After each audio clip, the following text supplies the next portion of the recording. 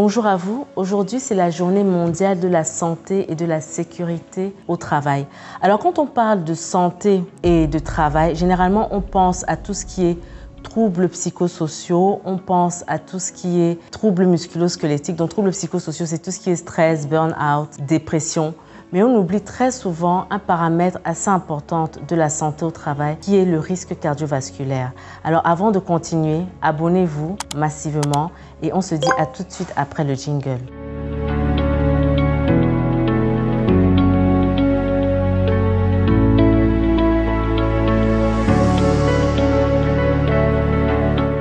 En effet, les personnes cardiaques présentent un risque au niveau de leur lieu de travail et il est important de les orienter en prenant en compte cette situation-là. 3 groupes professionnels sont concernés par les troubles cardiaques. Le premier groupe, ce sont les personnes qui sont soumises à des nuisances physiques telles que le bruit. On sait tous que le bruit, ça excite un peu les nerfs, ça augmente un peu la nervosité, ça augmente la pression artérielle et sur le long terme, je parle des personnes qui utilisent tout ce qui est marteau-piqueur, toutes ces personnes très manuelles qui utilisent beaucoup, par exemple les personnes qui sont aussi les bensikines avec les engins qui font beaucoup de bruit. Tout ça sur le long terme peut entraîner, bien sûr, des maladies cardiovasculaires, notamment l'hypertension artérielle. Les nuisances physiques telles que les vibrations.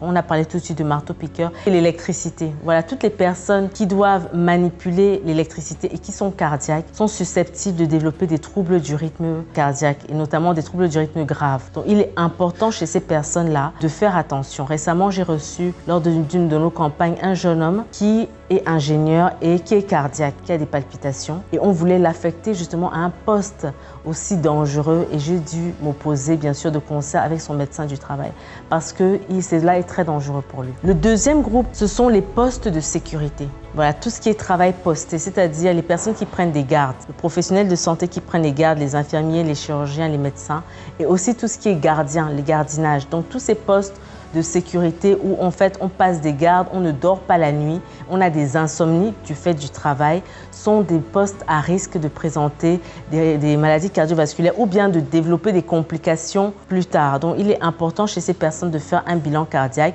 que ces personnes aient vraiment des heures de repos pour rattraper de temps à autre, n'est-ce pas, cette inversion du nictémère. Et enfin, le troisième groupe professionnel qui est concerné, ce sont les personnes qui ont une faible capacité de décision. Plusieurs études ont été menées et ont montré que, en fait, plus on descend dans la hiérarchie d'une entreprise, plus le risque cardiovasculaire augmente. Autrement dit, les cadres ont un risque cardiovasculaire moins élevé que les ouvriers.